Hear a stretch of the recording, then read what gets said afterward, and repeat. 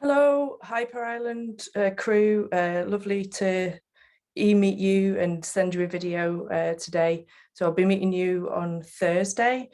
And Becca just asked that we put together a video before we meet online.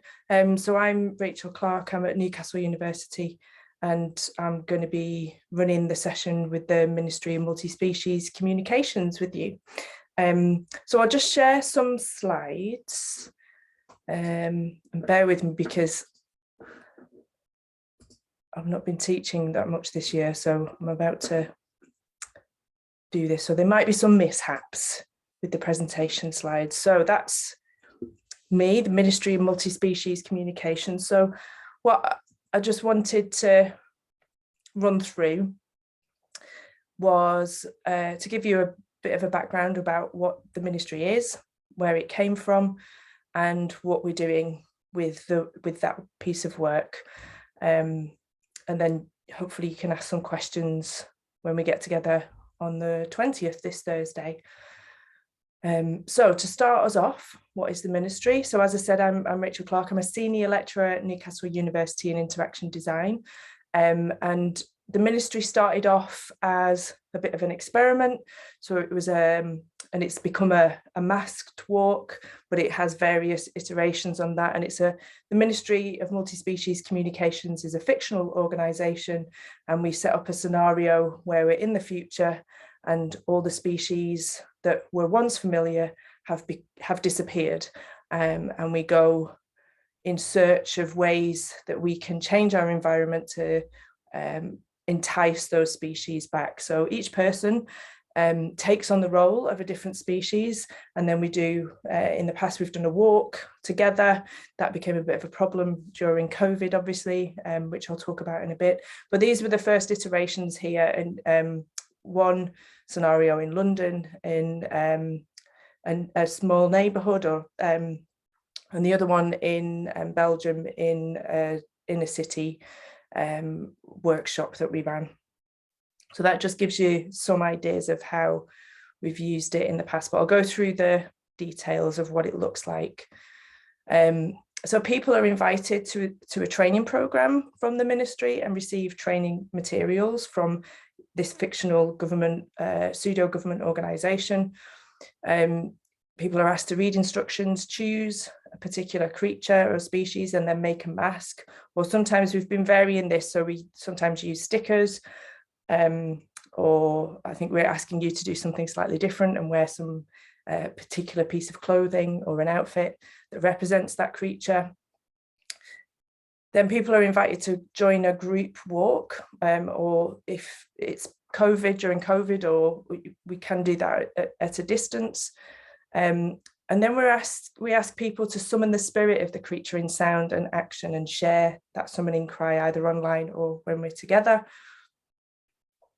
Then we do a walk, and we document some of the data networks that could benefit your creature and share online. So this is something new that we started a couple of years ago. So initially the motivation was much more about how people explore their neighbourhood or their cities.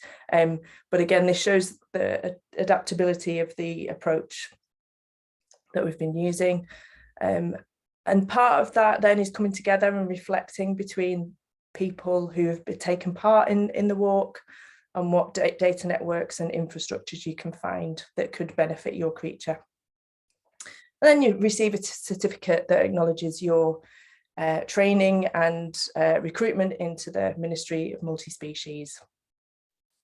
So here's just some examples of the two workshops that we've run with slightly different time scales. So again, just thinking about adaptability and some of the creative methods that you'll be using. So the first time we ran it, it was part of a conference series.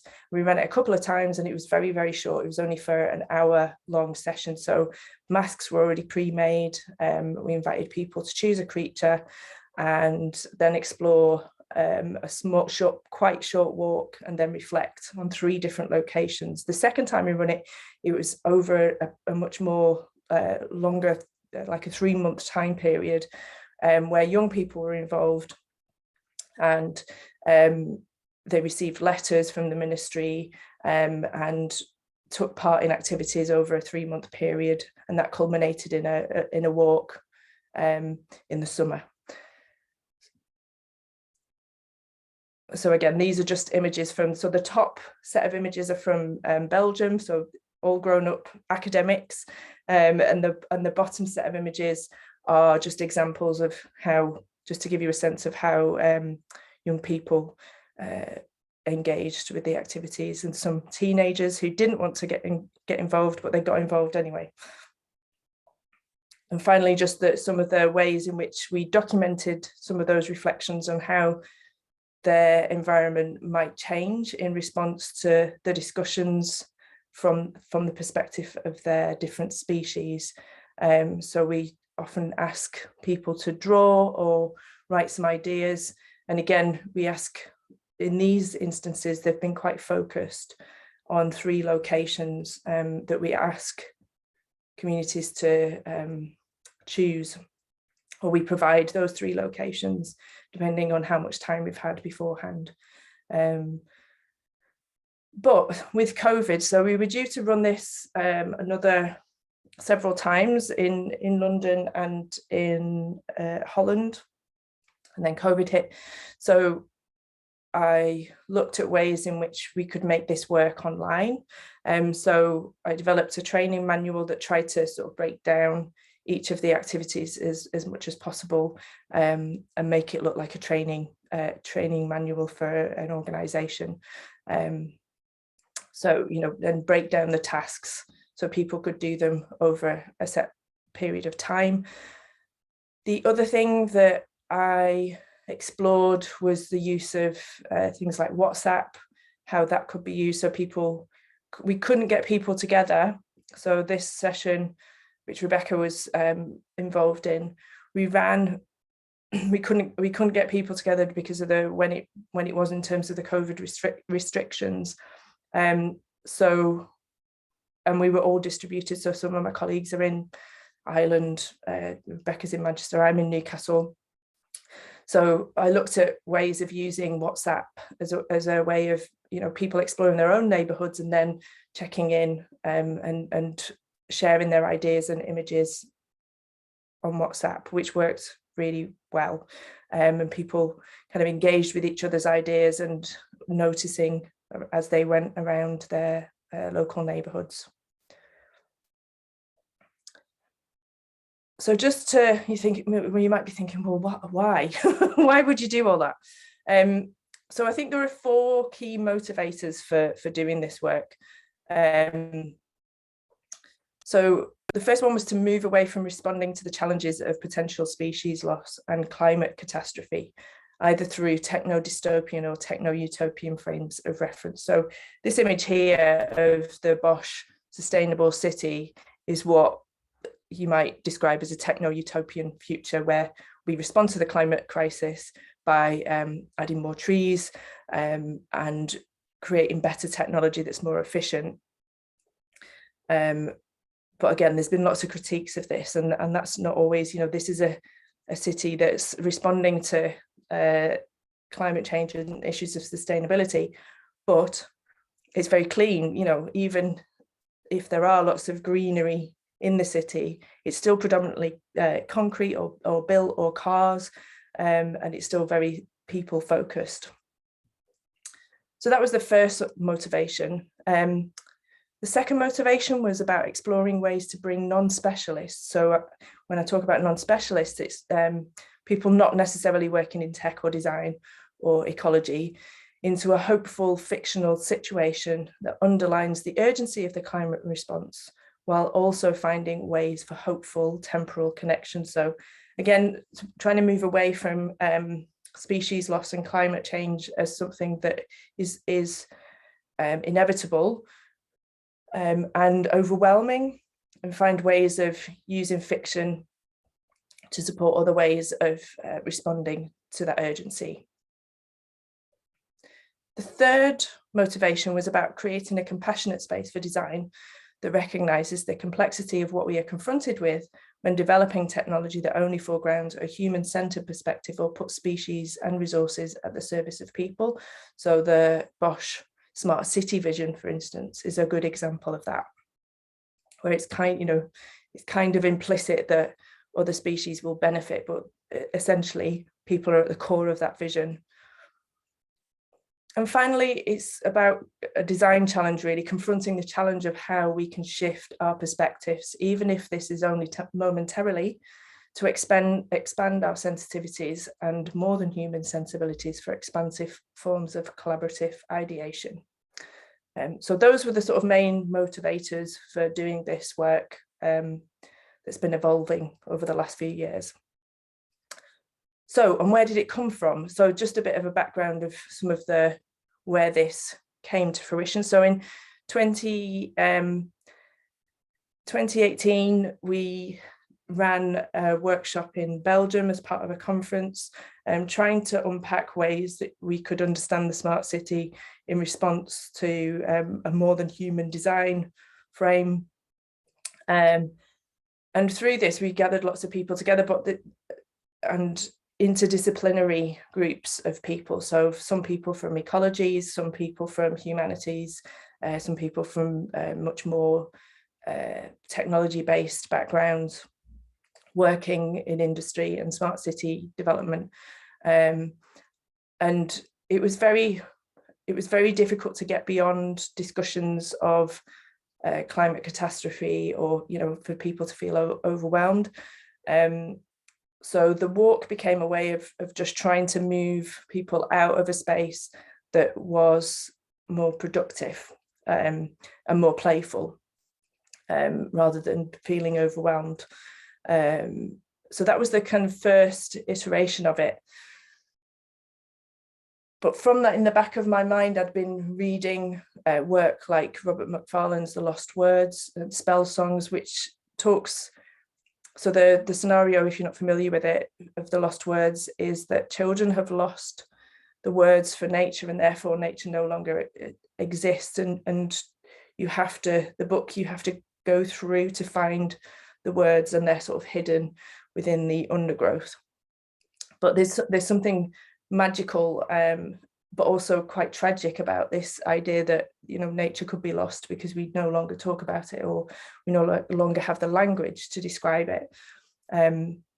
So that was my other sort of point of departure.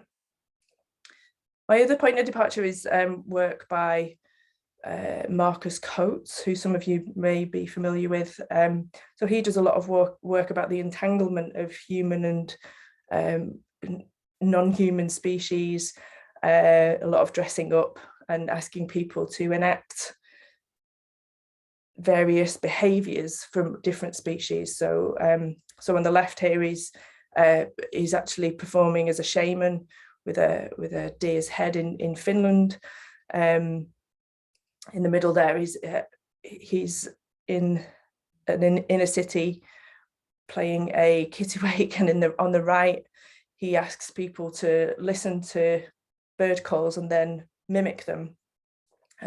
So this idea that we're entangled with this, we're not necessarily separate from the non-human world, and how we find ways to complicate that was also of interest. But also at the time, if you think back to 2019, there was a lot of protest around the climate emergency and Extinction Rebellion, how young people in particular were taken to the streets and protesting around what could happen what was already happening and what is already happening in terms of species loss. And this sense of being on the streets again took on greater significance, finding ways that we could tap into that.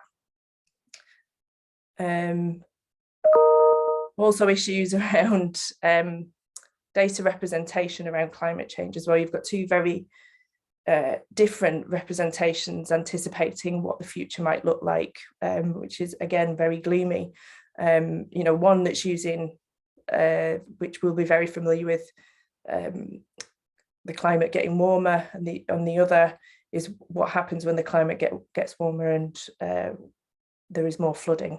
So this is a picture on the right of New York, imagining what it will be like in the future.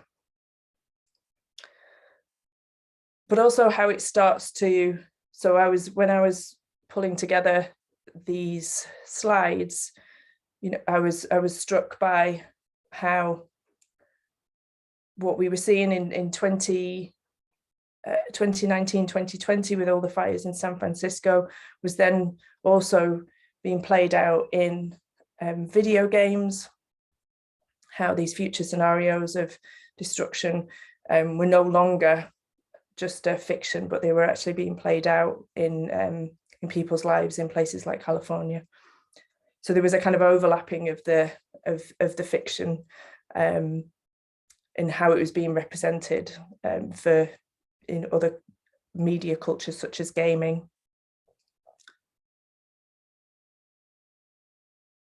And thinking more expansively about other ways that other creative practitioners have been working with these ideas. So I drew a lot of inspiration from this work by the Climate Museum. So an artist called Bridget McKenzie, who talks about this rather than being, you know, weaving together the worst case scenarios with the dreams of a thriving world. So how do we bring together not necessarily the utopian and dystopian, but how do we kind of weave together the realities of working in this new reality, you know, and finding these multiple fractal scenarios, she calls them.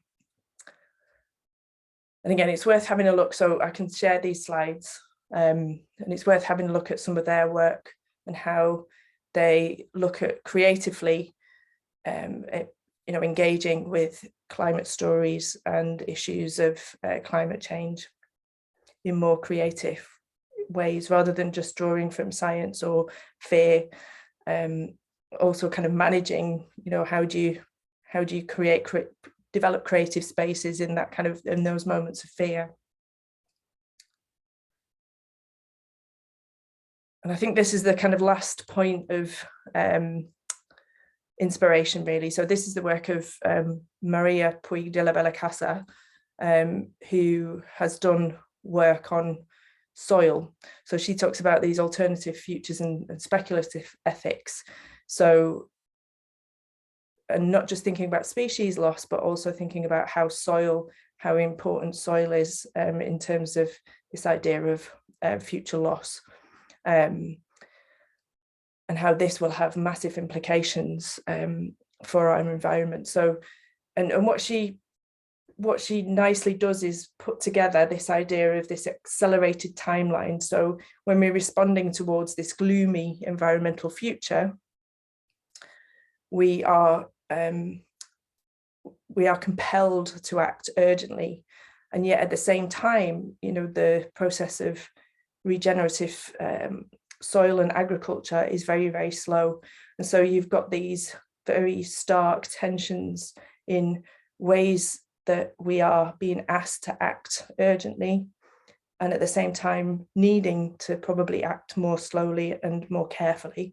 And I think that's really the ministry is trying to sit in between that space of how you navigate this need for urgency at the same time as taking time. Okay, so we've done what is the ministry, where did it come from, and then just a very, very brief what next. So I'm in the process of sense-making analysis, but that often takes quite a while because there's quite a lot of different pieces of information. I've also developed a conceptual framework, which I won't share here, but that's being kind of revised at the moment, thinking about what are the steps, and that's been shared with students who have then kind of developed that into different contexts of their work. We did iterate new workshops in the summer and change them quite a lot. We've got a workbook of designs, and I'm still on with my online toolkit, which is one of those things that I've still not done. So, and I'll just show you some of the things. So this is what we worked on over the summer, or I don't know how, this is probably, so this is a booklet of, this is going to be weird, isn't it? This is a booklet of reflections about some of the workshops we ran over the summer, using a range of different techniques. And this is one of the booklets. Again, I don't know how well this shows. Booklets we used to sort of facilitate discussion, and this was all face-to-face in London, in a garden, in a community garden with Extinction Rebellion, and also looking at microbes in soil. And then that's another, we've been working with goldsmiths. And again, there's a nice booklet there that I can share with you online. So just to finish, I always like to finish with this quote, because I think it sort of summarizes whilst the agenda for the Ministry of Multispecies Communications is quite playful, sometimes the branding of it and the delivery and the rhetoric. One of the residents in London pulled us to one side when we did our workshops, and she said, "I thought you were a cult. I was worried that you were going to brainwash our children to think that all animals were cuddly and nice, when they're not. Some of them are pests. We need to get rid of foxes and rats, and they're dirty and they frighten my birds." So again, whilst it's sometimes when we're working with academics, people engage in a way because they are interested in issues of species loss and climate change and how designers can intervene in that space. When we're working with everyday folk, sometimes they're not quite sure what we're doing, but also it highlights the tension that some of this work creates, so we've been having really interesting discussions about foxes and rats and how they are, and pigeons, for instance, they're often species that people don't want, but actually they're quite important for urban ecology, but people don't want them in their backyards, or they don't want them near their families potentially. So again, there are interesting species that divide people, and people, communities often, or individuals often make distinctions about what's worth saving and what isn't worth saving. And I think those moments, how you negotiate those moments, or those what's worth supporting and helping versus what's not, is really interesting, rather than just kind of presuming that what we're doing is always good or appreciated by and important. So I'll leave it there. So yeah, just to say thank you to lots of people who've been involved so far with the work of the ministry, and I look forward to seeing you on Thursday. And it'll just take me a few minutes now so I'll stop this share and I will stop recording. Thanks, bye.